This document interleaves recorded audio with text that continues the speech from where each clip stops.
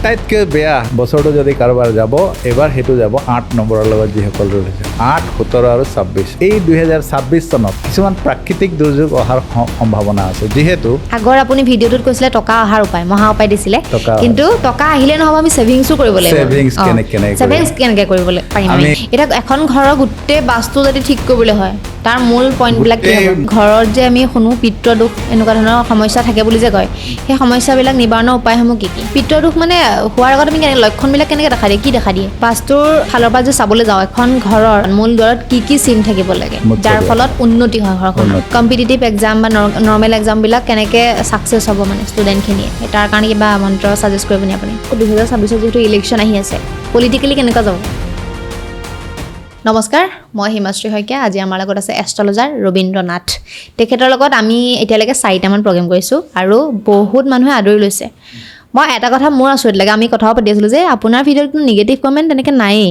নাই নাথাকে নেকি আচৰিত লাগে আৰু ভাল লাগে তাৰমানে আচল কথা যে মই যিখিনি লাল কিতাপৰ উপায় দিওঁ সেইখিনি কৰি মানুহে ফল পায় আৰু এটা কথা আপোনাৰ এটা ভাল খবৰ শুনিছোঁ মই কৈ দিওঁ লিখি লৈছোঁ ইমানেই অৰ্থ নামটো দীঘল লিখি ল'বলগীয়া হৈছে তেওঁ ভাৰত চৰকাৰৰ অধীনস্থ এটা NGOৰ পৰা ভাৰতীয় গৌৰৱ সন্মান 2025 তেওঁ লাভ কৰিছে তো আপোনাক শুভেচ্ছা জনালোঁ ধন্যবাদ গতিকে আজি আপোনাৰ লগত বহুতো কথা পাতিম 2026 বৰ্ষৰ কেনেকুৱা যাব আৰু লগতে কেনেকুৱা উপায় দিব বাস্তু বা নিউমাৰলজিকেলি সেইখিনি কথা পাতিম গতিকে ফাৰ্ষ্ট কুৱেশ্যন মই এইটোৰ পৰাই যাব বিচাৰিছোঁ যে ঘৰৰ বাস্তু আৰু মানুহৰ ওপৰত হোৱা তন্ত্ৰ কেনেকৈ মানে ঠিক কৰিব পাৰি প্ৰতিকাৰ কি আচলতে চোৱা ঘৰৰ যি বাস্তু আছে ঘৰৰ বাস্তু বিভিন্ন কাৰণত যদি দিশবিলাক যদি গণ্ডগোল হৈ থাকে তেনেহ'লে ঘৰৰ বাস্তু বেয়া হৈ থাকে দিশ মানে আমি যিটো এনাৰ্জি প্ৰকৃতিৰ পৰা পাব লাগে যিটো শক্তিৰে আমি চালিত হওঁ তাৰমানে আমাৰ প্ৰকৃতিয়ে আমাক কিছুমান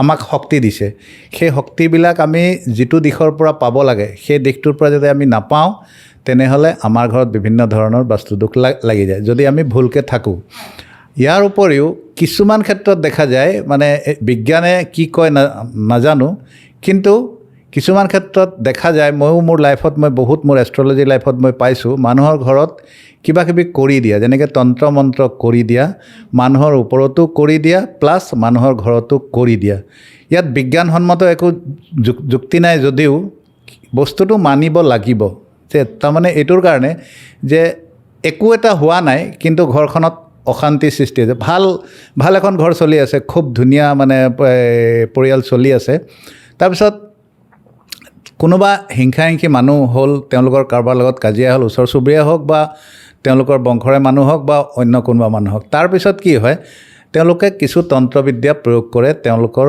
ওপৰত যাৰ ওপৰত তেওঁলোক হিংসা হ'ল আৰু হৈ যোৱাৰ পিছত কি হয় ঘৰখনত অশান্তি বেমেজালি বিভিন্ন ধৰণৰ ৰোগ বেমাৰ ইত্যাদিৰ সৃষ্টি হয় তো প্ৰথমটো বাস্তু ঠিক কৰিবই লাগিব লগতে যিজন মানুহৰ ওপৰত তন্ত্ৰ প্ৰয়োগ কৰিছে তেওঁৰ কাৰণে এটা উপায় মই দি দিওঁ যদি তেনেকুৱা তন্ত্ৰ প্ৰয়োগ কৰিছে বেমাৰ আজাৰ হৈছে ডাক্তৰৰ ওচৰলৈ নিছে দৰৱ খুৱাইছে তথাপি দৰৱ জাতি লগা নাই ঘৰখনত অশান্তি চলি আছে বিশেষভাৱে এজন ব্যক্তিক কিবা কৰি দিছে বেয়া হৈ গৈছে ঘৰৰ মুখ্য ব্যক্তিয়ে হওক দেউতাকেই হওক বা মাকেই হওক বা ডাঙৰ ককায়েকে হওক বা একে যোনেই নহওক লাগে বিয়া বাৰু ধৰক আহিছে নাই হোৱা বহুত ধৰণৰ মানে কথা থাকিব পাৰে তো সেইবিলাকৰ কাৰণে এটা মই উপায় কৈ দিছোঁ ঘৰখনৰ কাৰণেও ক'ম ঘৰখনৰ পৰা কেনেকৈ নেগেটিভ এনাৰ্জি যদি কোনোবাই কিবা বেয়া বস্তু তেনেকুৱা ধৰণৰ কৰি থৈছে ঘৰখনৰ পৰা কেনেকৈ আঁতৰাব পাৰি আৰু ব্যক্তি বিশেষক যদি কাৰোবাক কৰি থৈছে তেওঁক কেনেকৈ কৰিব পাৰি প্ৰথম মই ক'ম যে ব্যক্তি বিশেষক কেনেকৈ ধৰণে কৰিব পাৰি যদি তেনেকুৱা কিবা তন্ত্ৰবিদ্যা প্ৰয়োগ হৈছে কাৰণ তন্ত্ৰ বস্তুটো আমাৰ অসমত আছে যিহেতু মায়ং আছে আমাৰ অসমত কামৰূপ কামাখ্যা আছে গতিকে ইয়াতো তন্ত্ৰবিদ্যা হয় গতিকে এইটো আমি মানিব লাগিব যে তন্ত্ৰ বুলি এটা বস্তু আছে আৰু তাত কিছু বেয়া কামো কৰা হয় যিমান ভাল কৰা হয় সিমান বেয়াও কৰা হয় তন্ত্ৰবিদ্যাত তো যদি ব্যক্তি বিশেষক তেনেকুৱা তান্ত্ৰিক প্ৰয়োগ কৰা আছে তেনেহ'লে এটা উপায় কৰিব পাৰে সেই উপায়টো হৈছে এটা সৰু নেমু যিটো এই যে শনিবাৰে মঙলবাৰে পূজাৰীবিলাকে দোকানৰ আগত যে বান্ধে তেনেকুৱা এটা নেমু লৈ আহিব এটা নহয় 3টা লৈ আহিব তেনেকুৱা নেমু আৰু সেই নেমুটোত কি কৰিব 21টা বেজি লৈ আহিব 21টা বেজি নেমুটোত সোমাই দিব যিকোনো এটা শনিবাৰ হ'ব লাগিব 21টা বেজি সেই নেমুটোৰ ভিতৰত সোমাই যাৰ ওপৰত সেই তন্ত্ৰবিদ্যা কৰিছে সেই ব্যক্তিজনৰ মূৰৰ পৰা ভৰিলৈ 21 বাৰ জাৰিব, মূৰৰ পৰা ভৰিলৈকে 21 বাৰ চুৱাই দিব, মানে মূৰৰ পৰা ভৰিলৈ আকৌ মূৰৰ পৰা ভৰিলৈ এনেকৈ 21 বাৰ চুৱাই, আৰু সেই বস্তুটো নি পেলাই কোনোবা এনেকুৱা নিজান ঠাইত পুতিব য'ত মানুহ দুনুহ খুব কমকৈ যায় বা নাযায়, তেনেকুৱা ঠাইত গৈ পুতি আহিব শনিবাৰ দিনাখন গধূলি সময়ত। এনেকৈ যদি 3টা শনিবাৰ কৰে তেনেহ'লে যিমান তন্ত্ৰবিদ্যা কৰা থাকিলেও সেইটো তাৰ পৰা নাইকিয়া হৈ যাব। আৰু এটা কথা, যেতিয়া তেওঁ বস্তুটো মূৰৰ পৰা ভৰিলৈ জাৰিব মানে চুৱাই দিব, তেতিয়া এটা মন্ত্ৰ উচ্চাৰণ কৰিব হনুমানজীৰ। সেই মন্ত্ৰটো হৈছে ওম হং হনুমতে নমঃ, ওম হং হনুমতে নমঃ, ওম হং হনুমতে নমঃ। এই মন্ত্ৰটো উচ্চাৰণ কৰি 21 বাৰ যেতিয়া জাৰি আৰু সেইটো নি পেলাই ক'ৰবাত নিজান ঠাইত পুতি দিব, তেনেহ'লে সেই মানুহজনক দেখিব অলপ দিনৰ ভিতৰতে সুস্থ হৈ উঠিব, তন্ত্ৰবিদ্যা তেওঁৰ পৰা গুচি যাব। নেক্সট, ঘৰৰ কাৰণে যদি ঘৰৰ ভিতৰত বা ঘৰত গোটেই ঘৰখনত কোনোবাই কিবা কৰি ৰাখিছে, তেনেহ'লে আপুনি কাম এটা তেওঁ আমাৰ ৰাইজে কৰিব পাৰে।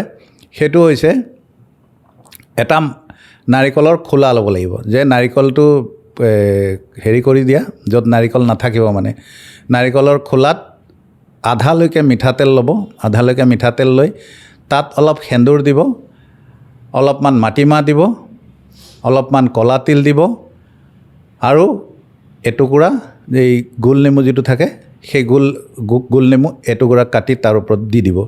এইখিনি বস্তু লৈ পেলাই গোটেই ঘৰটোৰ চাৰিওফালে 7 পাক ঘূৰাই সেই বস্তুটো নি পেলাই বহু দূৰৈত ক'ৰবাত চাৰিআলি বা নিজান ঠাইত গাঁত খান্দি যদি পুতি দিয়ে, তেনেহ'লে ঘৰৰ পৰাও নেগেটিভ এনাৰ্জি দূৰ হৈ গুচি যাব। গতিকে এই 2টা মহা উপায় হয় আমাৰ লাল কিতাপৰ পৰা। এই 2টা ৰাইজে কৰি চাব পাৰে যদি তেওঁলোকৰ ঘৰত কিবা বেয়া বস্তু বা নেগেটিভ এনাৰ্জি আছে তেনেহ'লে। এতিয়া ধৰি লওক কিছুমানে যেনেকৈ আমি ঘৰৰ কথাই পাতি আছিলোঁ যে তন্ত্ৰ মন্ত্ৰ কৰি দিয়ে, সেই যিজনে কৰে তেওঁৰ কাৰণেতো বেয়া, সেই নিগেটিভ বেলেগৰ যদি সংসাৰখন ভাঙিবলৈ যায় 100% বেয়া, সেইটোতো বেয়া। কিন্তু মানুহে কৰে, মানুহে আল্টিমেটলি কৰে, মানুহে মাৰ্ডাৰো কৰে, মানুহে মাক বাপেকৰ ৰাস্তাত এৰিও দিয়ে। তো এইবিলাকতো কৰে, মানুহে কৰে আৰু কুকৰ্ম কৰে, তাৰ ফল তেওঁলোকে ভুগিব পিছত। সেইটো হয়তো তেওঁ মানে দেৰিকৈ হ'লেও মানে এটা সময়ত পাবগৈ আৰু পাব, ভুগিব, এটা সময়ত ভুগিব তেওঁ। এতিয়া আহোঁ এক্সামৰ কথালৈ। কম্পিটিটিভ এক্সাম বা নৰ্মেল এক্সামবিলাক কেনেকৈ ছাকচেছ হ'ব মানে ষ্টুডেণ্টখিনিয়ে, তাৰ কাৰণে কিবা মন্ত্ৰ ছাজেষ্ট কৰিব নি আপুনি? কম্পিটিটিভ এক্সামেই হওক বা নৰ্মেল এক্সামেই হওক, যেতিয়া প্ৰিপেৰেশ্যন কৰি থাকিব কম্পিটিটিভ এক্সামৰ বা নৰ্মেল এক্সামৰ প্ৰিপেৰেশ্যন, প্ৰথমটো পঢ়া শুনাটো ঠিক ৰাখিব লাগিব। পঢ়া শুনা যদি ঠিক নাৰাখে, ৰাতি বহি নিজানত ভালকৈ পঢ়িব লাগিব, আৰু ভালকৈ প্লানিংলি যদি নপঢ়ে তেনেহ'লে কোনো এক্সামতেই ছাকচেছ হ'ব নোৱাৰে। ইয়াৰ উপৰিও যদি ভাগ্য বুলি এটা কথা আছে, লাক ফেক্টৰ বুলি এটা কথা আছে, ভাগ্য বুলি। গতিকে ভাগ্যটো যদি ঠিক কৰিব বিচাৰে তেনেহ'লে ভাগ্যটো ঠিক কৰিবৰ কাৰণে এটা উপায় আমাৰ লাল কিতাপত আছে। সেইটো হৈছে যে যেতিয়া কম্পিটিটিভ এক্সাম বা নৰ্মেল এক্সামৰ তেওঁ প্ৰিপেৰেশ্যন কৰি থাকিব, সেই সময়ত এটা ইলাইচি মুখত লৈ চুবাই পঢ়িব বা প্ৰিপেৰেশ্যন কৰিব। তেতিয়া কেনেকৈ কি হ'ব মানে ইলাইচিটো হৈ গ'ল বুধৰ বস্তু। গতিকে বুধ হৈ গ'ল ইণ্টেলিজেণ্ট প্লেনেট। যিমানবিলাক গ্ৰহ আছে তাৰ ভিতৰত বুধক আমি ইণ্টেলিজেণ্ট প্লেনেট বুলি কওঁ। ইয়াৰ উপৰিও বৃহস্পতিৰ এনাৰ্জি যদি কেশৰৰ ফুট, কেশৰ বুলি এটা বস্তু আছে, চেফ্ৰন বুলি কোৱা হয়, কেশৰৰ ফুট যদি কপাল, নাভি আৰু জিভাত লৈ পেলাই আৰু যদি ইলাইচি এটা চুবাই প্ৰিপেৰেশ্যন কৰে, আৰু লগতে এটা ইলাইচি তেওঁ লৈ যাব যেতিয়া তেওঁ পৰীক্ষা দিবলৈ যাব, তেতিয়া কম্পিটিটিভেই হওক বা নৰ্মেলেই হওক ছেম কাম কৰিব। যেতিয়া তেওঁ প্ৰিপেৰেশ্যন কৰিব তেতিয়াও ইলাইচি চুবাব, আৰু যেতিয়া তেওঁ পৰীক্ষাগৃহলৈ যাব তেতিয়াও ইলাইচি চুবাব। এই 2টা কাম যদি ভাল ধৰণে কৰে তেনেহ'লে এটা ভাল ৰিজাল্ট তেওঁৰ জীৱনত পাব, তেওঁৰ ভাগ্য তেওঁক লগ দিব। তেনেকুৱা ধৰণৰ লাল কিতাপত লিখা আছে। হয়, এতিয়া আহোঁ বাস্তুলৈ। বাস্তুৰ মানে ফালৰ পৰা যে চাবলৈ যাওঁ, এখন ঘৰৰ দুৱাৰত, মূল দুৱাৰত কি চিন থাকিব লাগে যাৰ ফলত উন্নতি হয় ঘৰখন? ঘৰৰ মুখ্য দুৱাৰৰ কাৰণে আমাৰ 4টা দিশ আছে মেইনলি। গতিকে 4টা দিশ, পূব, পশ্চিম, উত্তৰ, দক্ষিণ, তেনেকৈ 4টা দিশ আছে। গতিকে 4টা দিশত মুখ্য দুৱাৰত সদায় আমি স্বস্তিক বুলি এটা বস্তু আছে। আপুনি যদি নাজানে তেনেহ'লে গুগল চাৰ্চ কৰিব স্বস্তিক বুলি। স্বস্তিক বুলি এটা বস্তু আছে, সেইটো গুগল চাৰ্চ কৰিলে ৰাইজে পাই যাব। গতিকে গুগলত যদি চাই স্বস্তিক বোলা বস্তুটো তেনেহ'লে গুগলত পাই যাব। তো যদি উত্তৰ ফালে দুৱাৰ আছে মুখ্য দুৱাৰ, তেনেহ'লে ঘৰৰ মুখ্য দুৱাৰৰ বাহিৰৰ ফালৰ পৰা নীলা ৰঙৰ স্বস্তিক বনাব। স্বস্তিকটো ভালকৈ গুগলত চাৰ্চ কৰি ল'লে তেওঁলোকে গম পাই যাব। উত্তৰৰ কাৰণে নীলা ৰঙৰ স্বস্তিক, যদি পূবৰ ফালে আছে তেনেহ'লে সেউজীয়া ৰঙৰ দুটা স্বস্তিক দুফালে লগাব, ঠিক আছে, ঘৰৰ মুখ্য দুৱাৰৰ বাহিৰৰ ফালেদি। যদি দক্ষিণৰ ফালে আছে তেনেহ'লে ৰঙা ৰঙৰ দুটা স্বস্তিক দুফালে তেওঁলোকে বাহিৰৰ ফালৰ পৰা বনাব। আৰু যদি পশ্চিমৰ ফালে দুৱাৰ আছে তেনেহ'লে হালধীয়া ৰঙৰ দুটা স্বস্তিক দুইফালে বনাব। ইয়াৰ উপৰিও ঘৰৰ মুখ্য দুৱাৰত যিফালেদিয়ে সোমোৱা ৰাস্তা নহওক লাগে, উত্তৰ দক্ষিণ পূব পশ্চিম, তেওঁলোকে মুখ্য দুৱাৰৰ ওপৰত বাহিৰৰ ফালৰ পৰা এটা বেগুৱা মিৰাৰটো অনলাইনত পাই যাব, এটা বেগুৱা মিৰাৰ লগাব লাগে। সেইটো ঘৰখনত মানে বেয়া চকু নপৰিবৰ কাৰণে, পজিটিভিটি ঘৰখনত আহিবৰ কাৰণে। হয়, আৰু যিসকলে কৰা নাই এবাৰ কৰি চাব, তেতিয়া গম পাব ৰিজাল্টটো। পজিটিভ এনাৰ্জি, কাৰণ ইয়াৰ পৰা বহু লোক উপকৃত হৈছে আৰু যাৰ ফিডবেক মোৰ ওচৰলৈ আহিছে, আৰু ফিডবেকবিলাক যেতিয়া NGOসকলে এনালাইচিছ কৰিছে তাৰ বিনিময়তে মই বঁটাবিলাক বুটলিবলৈ সক্ষম হৈছোঁ। ইয়াৰ আগতেও এটা পাইছিলোঁ মই বঁটা, কৈছিলোঁ আমি হয়। আগৰ আপুনি ভিডিঅ'টোত কৈছিলে টকা অহাৰ উপায়, মহা উপায় দিছিলে, কিন্তু টকা আহিলে নহ'ব, আমি ছেভিংছো কৰিব লাগিব। ছেভিংছ কেনেকৈ কৰিব পাৰিম? আমি গডৰেজটো ক'ত ৰাখিব লাগিব নহয় জানো, আৰু গডৰেজৰ ভিতৰত কি ৰাখিলে টকাটো আমাৰ ছেভিংছ হ'ব। গতিকে এটা মহা উপায় আমাৰ লাল কিতাপৰ পৰা কৈছোঁ মই, সেইটো লাল কিতাপৰ হয় একচুৱেলি উপায়টো।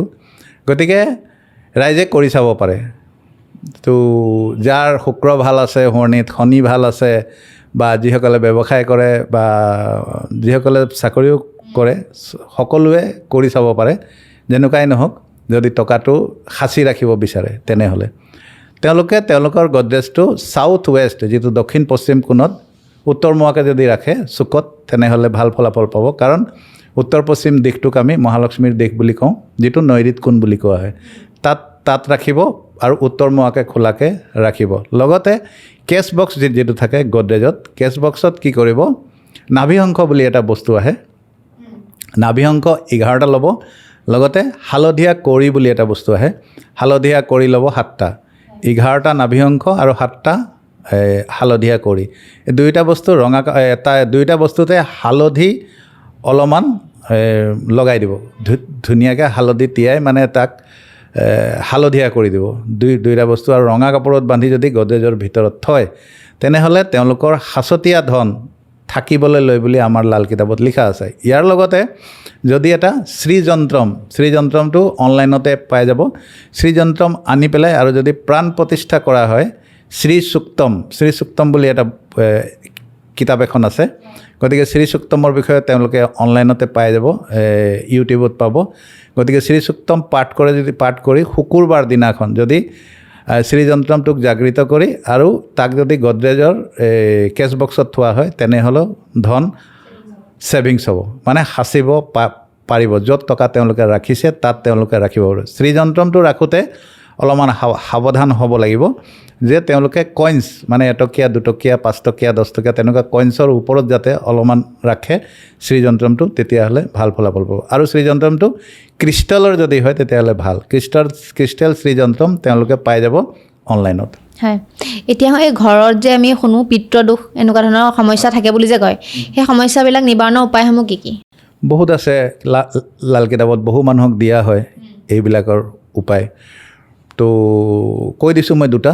যদি কাৰোবাৰ তেনেকুৱা পিতৃদোষ আছে তেতিয়াহ'লে প্ৰথম উপায়টো কৰিব, পিতৃদোষ যদি আছে তেনেহ'লে প্ৰথম উপায়টো হ'ব, সদায় ৰাতিপুৱা এখন ৰুটি বনাব ডাঙৰকৈ শুকানকৈ, আৰু সেই ৰুটিটো যিমানবিলাক ঘৰৰ ব্যক্তি আছে ঘৰখনত আছে সকলোৰে মূৰৰ ওপৰত এণ্টি ক্লকৱাইজ 7 বাৰ ঘূৰাই, সকলোৰে মূৰৰ ওপৰত ঘূৰাব এণ্টি ক্লকৱাইজ, আৰু ঘূৰাই পেলাই সেই ৰুটিখন দুভাগ কৰিব। দুভাগ কৰি এভাগ ডাঙৰ ভাগটোক গাই গৰুক খুৱাই দিব।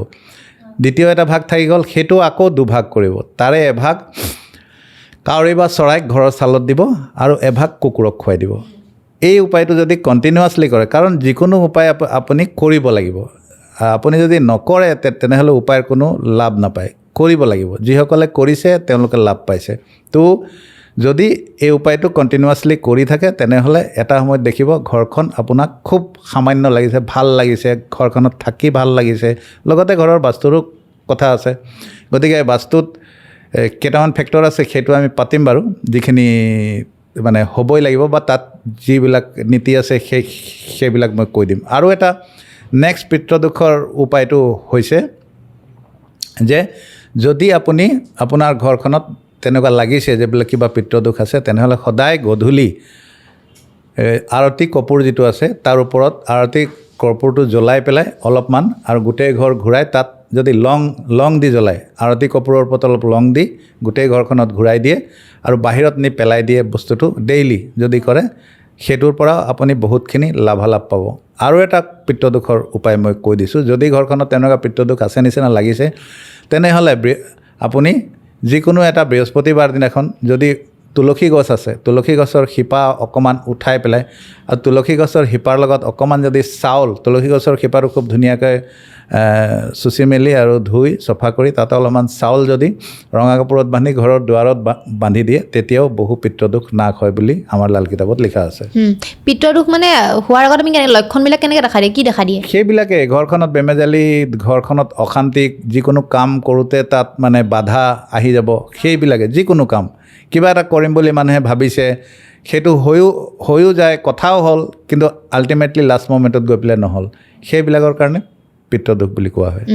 এতিয়া এখন ঘৰৰ গোটেই বাস্তু যদি ঠিক কৰিবলৈ হয়, তাৰ মূল পইণ্টবিলাক কি হ'ব? মূল পইণ্ট কেইটামান আছে, যে যেনেকৈ প্ৰথমটো মুখ্য দুৱাৰটো সঠিক যদি মানুহে নকৰে, মুখ্য দুৱাৰ যেনেকুৱা প্লেচত থাকিব লাগে, কিছুমান প্লেচ আছে সেইবিলাকত মুখ্য দুৱাৰ থাকিব নালাগে। যেনেকৈ চাউথ ৱেষ্ট যিটো নৈৰিত কোণ আছে, তাত মুখ্য দুৱাৰ থাকিলে হানি হ'ব, চুৰ হ'ব, ঘৰখনত অশান্তি হ'ব। গতিকে মুখ্য দুৱাৰটো মেইনলি ৰিপ্ৰেজেণ্ট কৰে বাস্তুদোষ বুলি কোৱা হয়। ইয়াৰ উপৰিও নেক্সটটো হৈছে ছেপ্টিক টেংক যিটো আছে, সেইটো নৰ্থ ইষ্ট উত্তৰ পূবত থাকিব নালাগে, লগতে দক্ষিণ পূবতো ছেপ্টিক টেংক থাকিব নালাগে, বা দক্ষিণ পশ্চিমতো ছেপ্টিক টেংক থাকিব নালাগে। সেইবিলাকে যদি থাকে, তেনেহ'লে ঘৰখনত বহু বেমেজালি, বেমাৰ আজাৰ, অশান্তি, ধন টকা পইচাৰ নাটনি, বিভিন্ন ধৰণৰ সমস্যা আহিব পাৰে। গতিকে সেইবিলাক স্থানত যদি ছেপ্টিক টেংক আছে, তেনেহ'লে বিশেষকৈ নৰ্থ ইষ্টত যদি আছে বা ছাউথ ইষ্টত আছে, তেনেহ'লে তাৰ প্ৰতিকাৰ, নৰ্থ ইষ্টৰটো প্ৰতিকাৰ তেনেকুৱা নাই, তথাপি মানুহে আমাক কয় বোলে কিবা এটা প্ৰতিকাৰ দিয়ক। তো আমি গৈ চাওঁ, কম্পাছ লগাই বহু নিৰীক্ষণ কৰি, যদি একজেক্ট নৰ্থ ইষ্টত পৰা নাই, তেনেহ'লে তাৰ প্ৰতিকাৰ দিয়া হয়। তেনেকুৱা হৈছে বহুত ঠাইত। ইয়াৰ লগতে টয়লেটটো নৰ্থ ইষ্টত বা ছাউথ ইষ্টত টয়লেটো থাকিব নালাগে, যদি আছে ছাউথ ইষ্টত বা অন্য ঠাইত, আৰু যদি সেইটো দিশত পৰা নাই, তেনেহ'লে টয়লেটত সদায় অলপমান সান্ধ্য লৱণ যিটো কয়, যিটো নিমখ আছে, নিমখ অলপ ৰাখিব লাগে, প্ৰতি সপ্তাহে চেঞ্জ কৰিব লাগে। ইয়াৰ উপৰিও যিটো আমাৰ বেডৰুম আছে, বেডৰুমটো সঠিক ঠাইত সঠিকভাৱে মানুহে পূব মুৱাকৈ বা দক্ষিণ মুৱাকৈ শুব লাগে, সেইবিলাক আছে। আৰু যিমান পাৰে বেডৰুম অলপমান খালী ৰাখিব লাগে, বহুত বেছি একেবাৰে বস্তু বাহিনীৰে ভৰাই দিব নালাগে। যিমান বেডৰুম আপুনি খালী ৰাখিব, সিমান বেছি এনাৰ্জি ফ্ল' হ'বৰ কাৰণে ঠাই পাব, আৰু এনাৰ্জি যেতিয়া ফ্ল' হ'বৰ কাৰণে সময় পাব বা পাৰিব, যেতিয়া এনাৰ্জিটো যেতিয়া ফ্ল' হ'ব, তেতিয়া আপুনি সুখী অনুভৱ কৰিব ঘৰখনত। বহুত বেছি বস্তুৰে মানুহে ভৰাই দিয়ে, বহুত মানুহক মই দেখিছোঁ তেনেকুৱা। সেইবিলাকে। এতিয়া আহোঁ 2026 বৰ্ষটো নিউমাৰলজিকেলি কেনেকুৱা যাব প্ৰত্যেকজন ব্যক্তিৰ? 2026 প্ৰত্যেকজন ব্যক্তিৰ নিউমাৰলজিকেলি মই নিউমাৰলজিকেলি কওঁ, প্ৰথম যদি আমি নিউমাৰলজিকেলি নাম্বাৰটো পাওঁ, তেতিয়াহ'লে নাম্বাৰ 1, মানে নাম্বাৰ 1ৰ লগত বা 1 নম্বৰৰ লগত যিবিলাক ৰুল হৈছে, 1ৰ লগত 10ৰ লগত যিবিলাক ৰুল হৈছে, 19 নম্বৰ 19ৰ লগত যিবিলাক ৰুল হৈছে, বা 28ৰ লগত যিবিলাক ৰুল হৈছে, এই 4টা নম্বৰ 1 নম্বৰৰ লগত ৰিপ্ৰেজেণ্ট কৰে। যিহেতু 2026 যদি আমি যোগ কৰি দিওঁ, 2004 হয়, আৰু 10 যদি হয়, তেনেহ'লে 1 নম্বৰৰ লগত ৰুল হয়। আৰু নিউমাৰলজিকেলি এইটো 1 যিটো, আৰু 1 নাম্বাৰটো ৰিপ্ৰেজেণ্ট কৰে সূৰ্যই। গতিকে 1 নাম্বাৰৰ যিসকল ব্যক্তি হ'ব, সেইসকল 2026 চনটো শুভ যাব বুলি আমাৰ নিউমাৰলজিকেলি কোৱা হৈছে। বহু ক্ষেত্ৰতে, বিশেষকৈ পলিটিকেল ফিল্ডেই হওক বা যিসকল চাকৰিয়াল আছে, তেওঁলোকৰ পদোন্নতি হ'ব পাৰে। যিসকল ছাত্ৰ আছে, তেওঁলোকে ভাল চাকৰি পোৱাৰ সম্ভাৱনা গঢ় ল'ব পাৰে এইবাৰ। যিসকল 1 নম্বৰৰ লগত ৰুল হৈছে, তেওঁলোকৰ বিয়া বাৰু হোৱাৰ সম্ভাৱনাও আছে। গতিকে যিসকল 1 নম্বৰৰ পৰা ৰুল হৈছে তেওঁলোকৰ এই বছৰটো অতি শুভ হ'ব আৰু 1 নম্বৰৰ লগতে ৰাশিটোও কিন্তু চাব লাগিব গতিকে 1 নম্বৰৰ লগত যদি ৰাশিও মিলি গৈছে তেনেহ'লে অতি শুভ হ'ব যদি মেঘ ৰাশি সিংহ ৰাশি তেনেকুৱা ধৰণৰ ৰাশি আছে মেঘ ৰাশিৰ ব্যক্তি আছে সিংহ ৰাশিৰ ব্যক্তি আছে বা মকৰ ৰাশিৰ ব্যক্তি আছে গতিকে এই 3টা ৰাশিৰ ভাল আছে গতিকে এই 3টা ৰাশিৰ ব্যক্তি লগত যদি 1 নম্বৰ ৰিপ্ৰেজেণ্ট কৰে তেনেহ'লে বছৰটো তেওঁলোকৰ কাৰণে অতি শুভ হ'ব এতিয়া আমি আহোঁ নাম্বাৰ 2 লৈ তো 2, 11, 20 আৰু 29 এই 4টা নম্বৰৰ লগত যিসকল ৰুল হৈছে তেওঁলোকৰো এই বছৰটো ভাল যাব তেওঁলোকৰ বিয়া বাৰুৰ ক্ষেত্ৰত ভাল যাব কাৰোবাৰ যদি বিয়া নাই হোৱা তেনেহ'লে বিবাহৰ যুগ এই বছৰ খুলিব লগতে তেওঁলোকে অলপমান কিবা কিবি অসুখত ভোগাৰ সম্ভাৱনা আছে 2 তাৰিখৰ কাৰণ 2 তাৰিখৰ মানুহবিলাক চেণ্টিমেণ্টেল হয় বহুত গতিকে এই বছৰটো যিহেতু সূৰ্যৰ বছৰ হয় গতিকে এই বছৰ অৱশ্যে গৰমৰ মাত্ৰা বহুত বেছি বাঢ়িব বানপানী চানপানী হওক প্ৰাকৃতিক দুৰ্যোগ কিছু আছে ইয়াৰ বিষয়ে একেবাৰে লাষ্টত আমি অকণমান পাতি ল'ম তো 2 সকলৰ বিষয়েও 2 যিসকলে ৰিপ্ৰেজেণ্ট কৰে তেওঁলোকৰো এই বছৰটো ভাল যাব ইয়াৰ পিছত আহোঁ 3 লৈ 3 বা 12 যিসকল 21 আছে বা 30 আছে এই 4টা নম্বৰৰ লগত যিসকল ৰুল হৈছে বৃহস্পতিৰ নম্বৰ হয় গতিকে যিহেতু বৃহস্পতি সূৰ্যৰ লগত এটা খুব ভাল যোগ বহায় আৰু সূৰ্য আৰু বৃহস্পতিৰ কম্বাইনেশ্যন খুব ভাল হয় গতিকে এই বছৰটো 3ৰ লগত যিসকল ৰুল হৈছে তেওঁলোকৰো খুবেই ভাল যাব এই বছৰটো মোটামুটি 3 নম্বৰটো এই মানে আৰু বছৰটো এনেও এই বছৰটো আমাৰ গণনা অনুসৰি 2025টো খুব বেয়া যেনেকৈ আমি কৈছিলোঁ ষ্টাৰ্টিঙতে তো এই বছৰটো ভাল যাব গতিকে 3 নম্বৰৰো খুবেই ভাল যাব কম্পিটিটিভ এক্সামবিলাকত তেওঁলোকে পাছ হ'ব তেওঁলোকৰ বন্ধুবৰ্গৰ পৰা সহায় পাব লগতে তেওঁলোকৰ বিয়া বাৰুৰ সম্ভাৱনাও প্ৰবল হ'ব লগতে পদোন্নতিও আছে 3 নম্বৰ এতিয়া আহোঁ 4 নম্বৰলৈ 4, 13, 22, 31 এই 4টা নম্বৰৰ লগত যিসকল ৰুল হৈছে তেওঁলোক ৰাহুৰ নম্বৰৰ লগত ৰুল হৈছে আৰু সূৰ্য ৰাহুৰ কম্বাইনেশ্যনটো ভাল নহয় গতিকে 4 নম্বৰৰ ব্যক্তিসকলৰ যিবিলাক কাম বন আছে সেইবিলাক অলপ ৰৈ দিব অলপ কামত বাধা পাব তেওঁলোকে অলপ বেমাৰ আজাৰ এক্সিডেণ্টৰ সম্ভাৱনা অলপ হ'ব পাৰে 4 নম্বৰৰ মানুহ গতিকে 4 নম্বৰৰ ব্যক্তিসকল অলপ সাৱধান থাকিব লাগে তেওঁলোকে সূৰ্যক সদায় যদি জল দিয়ে তেনেহ'লে খুব ভাল ইয়াৰ লগতে আহোঁ 5 নম্বৰলৈ যিসকল ব্যক্তি 5, 14, 23 এই 3টা নম্বৰৰ লগত ৰুল হৈছে 5 নম্বৰটো গোটেইকেইটা নম্বৰৰ লগত 5 নম্বৰৰ কোনো শত্ৰু নাই গতিকে 5ৰ ব্যক্তিসকলৰ মধ্যমীয়া যাব বহুত ভালো নহয় বহুত বেয়াও নহয় গতিকে 5ৰ যিসকল ব্যক্তি আছে তেওঁলোকৰ মধ্যমীয়া যাব তেওঁলোকৰ চাকৰি জীৱন ভাল যাব আৰু যিসকল ব্যৱসায়ী আছে ব্যৱসায়ীসকলৰ মধ্যমীয়া যাব লগতে প্ৰেমত অলপ বাধা থাকিব পাৰে যিসকল 5 নম্বৰৰ লগত ৰুল হৈছে ইয়াৰ পিছত আহোঁ 6 নম্বৰৰ লগত 6 বা 15 আৰু লগতে 24 এই 3টা নম্বৰৰ লগত যিসকল ৰুল হৈছে তেওঁলোকে এই বছৰটোত তেওঁলোকৰ বিয়াৰ কাৰণে ভাল আছে বছৰটো যদি বিয়া বাৰৰ কথা তেওঁলোকে ভাবিছে গতিকে বিয়া বাৰৰ ক্ষেত্ৰত ভাল আছে কিন্তু বিভিন্ন কামত তেওঁলোকে অলপ বাধা পাব যিহেতু সূৰ্য আৰু শুক্ৰৰ কম্বাইনেশ্যনটো ভাল নবহে সেইটোৰ কাৰণে এই বছৰটো অলপ তেওঁলোকৰ কামবিলাকত তেওঁলোকৰ যদি কিবা কাম হ'বলগীয়া আছে বা তেওঁলোকে ভাবিছে এইটো কৰিম বা কিবা এটা ব্যৱসায় ষ্টাৰ্ট কৰিম গতিকে এই বছৰটো তেওঁলোকে বিভিন্ন ধৰণৰ বাধা পাব পাৰে ইয়াৰ কাৰণে লাল কিতাপৰ উপায় আছে কৰিলে ভাল পাব তেওঁলোকে ইয়াৰ পিছত আৰু 7 নম্বৰলৈকে 7, 16, 25 এই 3টা নম্বৰৰ লগত যিসকল ৰুল হৈছে তেওঁলোকে 7 নম্বৰটো সূৰ্যৰ লগত বৰ এটা ভাল নহয় কেতুৰ নম্বৰ হয় 7টো তো গতিকে যিহেতু সূৰ্য আৰু কেতুৰ কম্বাইনেশ্যনটো বৰ ঠিক নহয় সেইবাবে এই বছৰটো 7 নম্বৰৰ ব্যক্তিসকলে যিকোনো তেওঁলোকে যদি কিবা কাম আৰম্ভ কৰিম বুলি ভাবিছে কিবা ব্যৱসায় আৰম্ভ কৰিম বুলি ভাবিছে তেনেহ'লে এই বছৰটো অলপমান ৰৈ দিয়া ভাল হ'ব লগতে তেওঁলোকৰ অলপ বেমাৰ আজাৰ থাকিব পাৰে তেওঁলোকৰ যদি কিবা পদোন্নতি আছে সেইটো অলপ ৰৈ যোৱাৰ সম্ভাৱনা আছে সেইবিলাকৰ কাৰণে প্ৰতিকাৰ আছে যদি তেওঁলোকৰ কিবা অসুবিধা পাই আছে তেনেহ'লে তেওঁলোকে যোগাযোগ কৰিব পাৰে ইয়াৰ পিছত আহোঁ 8 নম্বৰ তো সূৰ্যৰ লগত আটাইতকৈ বেছি বেয়া যিটো নম্বৰ 1 আৰু 8ৰ কেতিয়াও এইটো আটাইতকৈ মহাশত্ৰু বুলি কোৱা হয় 1ৰ 8টোক সেইটো শনিৰ হয় গতিকে আটাইতকৈ বেয়া বছৰটো যদি কাৰোবাৰ যাব এবাৰ সেইটো যাব 8 নম্বৰৰ লগত যিসকল ৰুল হৈছে 8, 17 আৰু 26 এই 3টা নম্বৰৰ লগত যিসকল ৰুল হৈছে তেওঁলোকৰ এই বছৰটো অতি বেয়া মানে খুবেই বেছি বেয়া যোৱাৰ সম্ভাৱনা প্ৰবল আছে গতিকে তেওঁলোক খুব সাৱধান হোৱাটো দৰকাৰ এই বছৰটো তেওঁলোকে অলপ সূৰ্যক জল লগতে শনিৰ মন্ত্ৰ ওম সং শনৈশ্চৰাই নমঃ সেইটো তেওঁলোকে সদায় পাঠ কৰি থাকিব হনুমান চালিচা পাঠ কৰি থাকিব যিহেতু এই বছৰটো তেওঁলোকৰ বৰ এটা ভাল নাযাব সকলো ক্ষেত্ৰতে তেওঁলোকৰ বেয়া যাব গতিকে 8 17 আৰু 26 এইটো নাম্বাৰৰ লগত যিসকল ৰৈছে তেওঁলোকৰ যদি শুৱনি আছে তেনেহ'লে তেওঁলোকৰ শুৱনি জানুৱাৰী মাহতে ভালকৈ দেখুৱাই ল'ব লাগে আৰু যিসকলে এপ্ৰিলত বা বহাগত দেখুৱায় তেওঁলোকে দেখুৱাব লাগে দেখুৱাই মেলি যিবিলাক প্ৰতিকাৰ হয় সেইবিলাক তেওঁলোকে কৰিব লাগে আৰু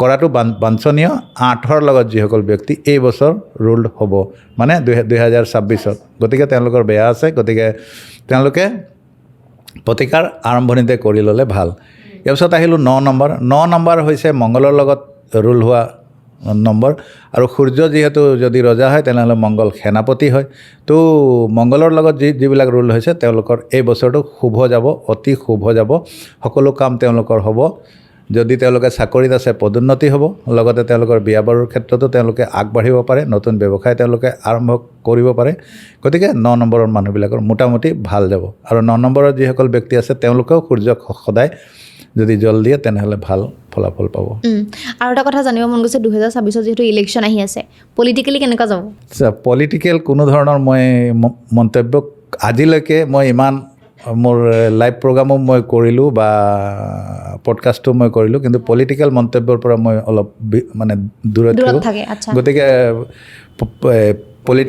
পলিটিক্স বোলা বস্তুটো মই ভাল নাপাওঁ যেনেকৈ গতিকে পলিটিক্স দিয়ে চব বস্তু চলে কিন্তু পলিটিকেল বস্তুবিলাকৰ পৰা মই অলপমান আঁতৰি থাকোঁ মই গতিকে সেইটোৰ ওপৰত মই কোনো ধৰণৰ মন্তব্য নিদিওঁ বা গণনা যিসকলে কৰিছে তেওঁলোকে গণনা কৰি ক'ব পাৰে যে কিবা এইটো দলে চৰকাৰ বনাব বা সেইটো দলে এইটো মই কিন্তু সেইবিলাকৰ ওপৰত কেতিয়াও দিয়া নাই আৰু কেতিয়াও মই নিদিওঁ ঠিক আছে মন্তব্য আপুনি অলপ আগতে ক'লে ভূমিস্খলন কিবা বানপানী এনেকুৱা ধৰণৰ সমস্যা হ'ব এইটো কথা কওকচোন এই 2026 চনত কিছুমান প্ৰাকৃতিক দুৰ্যোগ অহাৰ সম্ভাৱনা আছে যিহেতু আমাৰ যেতিয়া আমাৰ জগন্নাথ মন্দিৰ আছে জগন্নাথ মন্দিৰৰ ওপৰতেই কোনো চৰাই নুৰে আৰু কেতিয়াও উৰাজাহাজো নাযায় কিন্তু 2024 চনৰ শেষ ভাগত দেখা গৈছিলে যে জগন্নাথ মন্দিৰৰ ওপৰত দুটামান শগুন উৰি আছিলে ঘূৰি আছিলে সেইটোৰ বাবে আমাৰ বুজা গৈছিলে যে 2025 চনটো খুব বেয়া যাব কিবা প্ৰাকৃতিক দুৰ্যোগ বা তেনেকুৱা ধৰণৰ ডাঙৰ ঘটনা ঘটিব পাৰে আৰু তেনেকুৱা কিছুমান ডাঙৰ ঘটনা